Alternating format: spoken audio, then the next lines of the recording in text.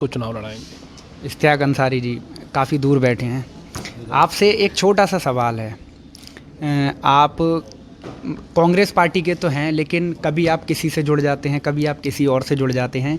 ये मैं देखता हुआ आ रहा हूँ। जो लोग मुझे बताते भी हैं कि इश्तियाक अंसारी कभी नवतेज पाल से जुड़ जाते हैं, कभी नारायण पाल से जुड़ जाते हैं, कभी किसी से जुड़ जाते हैं।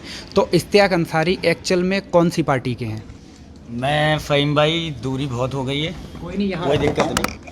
चलो, आपने सवाल पूछा और ठीक ही सवाल पूछा। आपसे किसी ने बोला होगा तभी आपने पूछा। लेकिन मैं हमेशा से, जब से मेरी आज 33 साल की उम्र हो गई है, और इस 33 साल से मैं, मेरा परिवार, मेरे और जितने अपने, हम सब कांग्रेस से जुड़े हुए हैं और मरते दम तक, आखिरी सांस तक कांग्रेस ही रहेंगे। ये मैं आज, और मैं जितने भी लोगों के साथ रहा हूँ, जैसे नसीम भाई हो गए, रंजीत भाई हो गए, नवतेज पाल जी हो गए, नारायण पाल जी हो गए, ये सारे हमारे कांग्रेस के लीडर हैं, कांग्रेस के नेता हैं। जो आप कह रहे हो ना गुटबाजी, वो गुटबाजी जो बीजेपी के लोग हैं और जो पत्रकार लोग हैं उन्हें दिखाई दे रही गुटबाजी, वो गुटबाजी नहीं है। सारे लोग अपना अपना काम कर रहे हैं, अपना अपना प्रयास कर रहे हैं, अपना टिकट लेने की दावेदारी कर रहे हैं। जैसे नसीम भाई ने बोला, जब तक हमारा टिकट क्लियर नहीं हो रहा है, जब तक लोग अपनी अपनी मेहनत कर रहे हैं, कांग्रेस पार्टी को मजबूत कर रहे हैं। मैं यूथ का नगर अध्यक्ष हूँ। मैं किसी के साथ व्यक्तिगत तो नहीं रह सकता ना, मैं कांग्रेस का सिपाही हूँ। नसीम भाई मुझसे बोलेंगे प्रोग्राम है, मैं आ जाऊँगा। नवतेज भाई मुझसे बोलेंगे प्रोग्राम है, मैं आ जाऊँगा। नारायण पाल जी बोलेंगे, मैं आ जाऊँगा। मालती विश्वास जी बोलेंगे, आ जाऊँगा।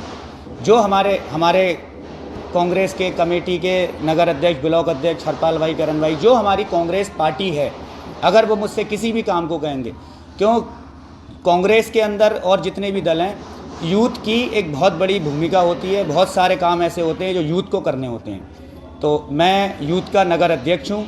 उसके नाते जो भी कांग्रेस पार्टी को मेरी ज़रूरत होती है, मैं उसके साथ, ऐसा नहीं है कि मैं किसी व्यक्ति विशेष के साथ चमचागिरी करने में लग जाऊं या उनके साथ काम करने में लग जाऊं, ऐसा नहीं। मैं सिर्फ कांग्रेस पार्टी के हित में जहां भी मुझे लगता है, आज भी हमारा रुद्रपुर में प्रोग्राम है, हमारी बिहार से विधायक, हमारी प्रवक्ता आई हुई हैं, तो उन्हें सुनने के लिए, और हमारी जो बातें थी, हमारी विधानसभा के जो मुद्दे थे, हमने उन्हें सारे नोट कराए हैं। और जो हमारा मैनिफेस्टो आएगा उसमें भी बहुत जो मेन जो इस भ्रष्ट सरकार ने उत्तराखंड वासियों पे और पूरे प्रदेश वासियों पे जो भी गलत कानून थोपे हैं, जैसे उसमें एक मुद्दा बहुत बढ़िया और बहुत सही उठाया है। किसानों का मुद्दा तो हमारा प्रथम मुद्दा है, बेरोजगारी हमारा प्रथम मुद्दा है। एक मुद्दा और है, हमारे उत्तराखंड में इस भाजपा सरकार ने प्राधिकरण का मुद्दा लाई थी कि प्राधिकरण, आप एक घर बनाओ, दुकान बनाओ, 4 ईंटें लगाओ, एक नया इन्होंने कानून बनाया प्राधिकरण। और झूठे मुख्यमंत्री ने एक झूठा वादा करा कि वो प्राधिकरण समाप्त हो गया है, वो समाप्त नहीं हुआ है। तो हमारा जो मैनिफेस्टो आएगा उसमें हम ऐसे सारे मुद्दे रखेंगे, और 2022 में हर एक कांग्रेसी कार्यकर्ता की उम्मीद और उसका विश्वास, हर एक गरीब आदमी का विश्वास, हर एक मजदूर का विश्वास, किसान का विश्वास, दलितों का विश्वास, मुसलमानों का विश्वास, उस सारे विश्वास की जीत होगी। और उस जीत में हर एक व्यक्ति का योगदान होगा, और उसी मैनिफेस्टो को जब हमारी जीत होगी हम उसे लागू करेंगे। जो जैसे बोला हमारे माननीय हरीश रावत जी ने बोला, 200 यूनिट बिजली। आज तक उत्तराखंड के अंदर जो भी कुछ है, या तो कांग्रेस की देन है या हमारे हरीश रावत जी का इसमें बहुत बड़ा योगदान है। भाजपा सिर्फ, भूल गए आप। वो तो उत्तराखंड के किंग हैं, उत्तराखंड को बसाने, उन्हें तो खैर कभी कोई नहीं भूलता, गलत बात कह रहे हो, वो तो हमेशा लोगों के दिलों में है। तो नैनीताल जिला जो यूपी उत्तराखंड होने के बाद भी अगर लाइट के लिए 24 घंटे प्रसिद्ध था, तो वो नरेंद्र तिवारी जी की देन थी। हमारे उत्तराखंड के अंदर जो भी बड़े व्यवसाय हों, चाहे इंडस्ट्रीज हो, चाहे रोड हो, सड़क हो, बिजली हो, कॉलेज हो, हॉस्पिटल हो, एक एक चीज़ सिर्फ और सिर्फ कांग्रेस गवर्नमेंट की देन है। भाजपा वाले सिर्फ दे सकते हैं तो हमें आपसी लड़ाई दे सकते हैं, हमें धर्म के नाम पर बांट सकते हैं, बस उनका यही काम है। एक सवाल मुझे याद आ रहा है।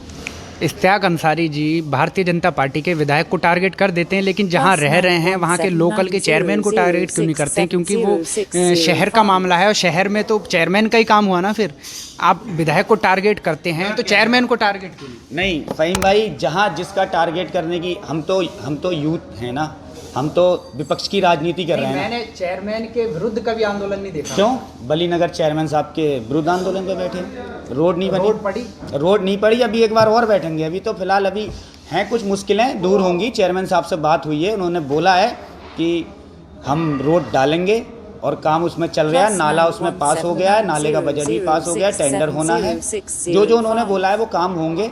और एक आपने और एक बात बोली थी, मेरी एक बात और मेन रह गई थी, प्राधिकरण हमारे मैनिफेस्टो में सबसे मेन होगा। किसान आंदोलन हमारे मैनिफेस्टो में उत्तराखंड से, जो हालांकि केंद्र का मुद्दा है, लेकिन उत्तराखंड की सरकार बनेगी माननीय हरीश रावत जी के नेतृत्व में। हम यहाँ से एक ऑर्डिनेंस ज़रूर पास करके भेजेंगे ताकि उत्तराखंड के किसान इस काले तीनों कानूनों को, और भी जितने इस भाजपा सरकार ने कानून बनाए, हम उन्हें सिरे से रद्द करेंगे। और उससे रद्द करने के लिए हर एक साथी, हर एक वोटर का सहयोग होगा। लोगों ने शायद कांग्रेस के भी समय के दिन देखे और आज भाजपा के भी अच्छे दिन देखे, तो लोगों को डिसाइड करना है कौन से अच्छे दिन थे और कौन से बुरे दिन थे। मेरे ख्याल से वो पुराने दिन हमारे लिए बहुत अच्छे थे, जब डीजल हमारा 70 रुपये लीटर, 60 रुपये लीटर होता था, पेट्रोल 70 रुपये लीटर होता था, हमारा रसोई का सरसों का तेल हमारा 80 रुपये लीटर होता था, हमारा सिलेंडर 450 रुपये का होता था। हम गाड़ी कोई खरीदते थे तो हमारा उस पर 2% टैक्स लगता था, आज 9% टैक्स कर दिया है। ऐसे ही खाली डीजल पेट्रोल के रेट नहीं बढ़े, हमारे पास बहुत सारे मुद्दे हैं और एक एक मुद्दे को लेकर हम जनता के बीच में जाएंगे, क्योंकि जनता ने अच्छे दिन भी देखे थे, बुरे दिन भी देखे थे और सारे दिन देखे थे।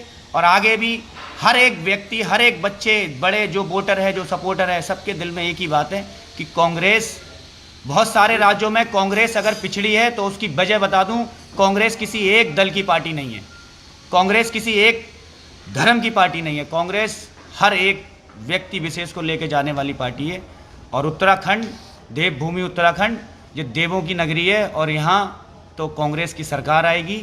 और जितने भी काले कानून, जितने भी धोखे, जितने भी फरेब बीजेपी सरकार ने करें, उन्हें जड़ से ख़त्म करके एक स्वतंत्र सरकार, गरीबों की सरकार, किसानों की सरकार, मजदूरों की सरकार बनाने का काम करेंगे माननीय हरीश रावत जी के नेतृत्व में और तमाम एक एक कांग्रेसी कार्यकर्ता, एक एक सीनियर कार्यकर्ता के नेतृत्व में। ठीक है राणा भाई, एक सवाल ये रह गया था कि पेट्रोल तो 100 प्लस हो गया, 105 रुपये हो गया, लेकिन अभी भी जनता को नहीं लग रहा कि महंगाई आई है। लोगों के दिमाग में एक ऐसा नैरेटिव सेट है कि उनको लगता है कि पेट्रोल, डीजल, सरसों का तेल, किचन गैस सिलेंडर सब बढ़ रहा है तो देश कहीं ना कहीं आगे बढ़ रहा है, तरक्की कर रहा है, ऐसा लोगों का कहना है। कर रहा है तरक्की क्या? देखिए, ये सिर्फ अंधभक्तों का विश्वास हो सकता है, ये अंधभक्तों की सोच हो सकती है, मगर जनता की ऐसी सोच नहीं है। जनता तराई तराई कर रही है, जनता बहुत परेशान है, मगर लोग जनता की आवाज़ नहीं सुन रहे हैं। और मैं आपसे भी कहना चाहता हूँ, हमारे मीडिया के बंधु जनता की आवाज़ को सुनाते नहीं हैं। पता नहीं क्यों वो मीडिया के बंधु चुप बैठे हुए हैं, वो सिर्फ अंधभक्तों की आवाज़ को उठाने का काम करते हैं और जनता की आवाज़ को कहीं ना कहीं दबाया जाता है। बहुत बहुत शुक्रिया अपना समय देने के लिए। वीडियो को ज़्यादा से ज़्यादा शेयर कर दें, फेसबुक पेज पर देख रहे हैं तो लाइक कर दें। तो अभी आप नगर अध्यक्ष इश्तियाक अंसारी जी को सुन रहे थे, रणधीर सिंह राणा जी भैया को सुन रहे थे और हमारे नसीम अंसारी जी को सुन रहे थे, नसीम मलिक जी को सुन रहे थे। तो वीडियो को ज़्यादा से ज़्यादा शेयर कर दें, फेसबुक पेज पर देख रहे हैं तो लाइक कर दें, यूट्यूब चैनल पर देख रहे हैं तो चैनल को सब्सक्राइब करें। आपका कीमती समय देने के लिए बहुत बहुत धन्यवाद। जय हिंद।